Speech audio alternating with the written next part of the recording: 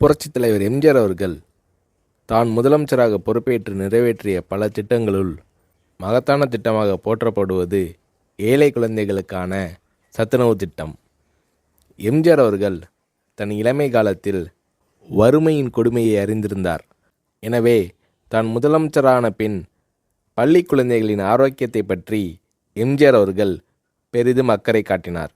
பள்ளிகளில் படிக்கும் ஏழை குழந்தைகள் பலர் சத்தான உணவு இன்றி மெலிந்தும் நோய்வாய்ப்பட்டும் இருப்பதைக் கண்டு மனம் வருந்தினார் எம்ஜிஆர்.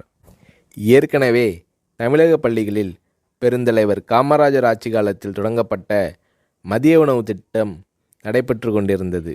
எம்ஜிஆர் அத்திட்டத்தை 1/7/1982 அன்று சத்துணவு திட்டம் என்ற பெயரில் பயனுள்ள திட்டமாக மாற்றினார். எம்ஜிஆர் அவர்கள் சத்துணவு திட்டத்திற்காக 100 கோடி ரூபாயை ஒதுக்கீடு செய்தார். முட்டை, காய்கறிகள் அதிகம் கலந்த சத்துள்ள உணவு 5 முதல் 14 வயது வரை உள்ள குழந்தைகளுக்கு வழங்கப்பட வேண்டும் என்பதே சத்துணவு திட்டத்தின் குறிக்கோளாகும்.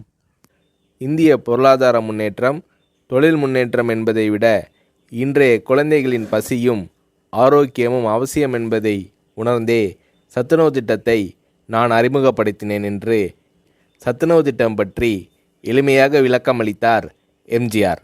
எம்ஜிஆர் அவர்கள் அறிமுகம் செய்த சத்துணவு திட்டத்தை உலகமே வியந்து பாராட்டியது.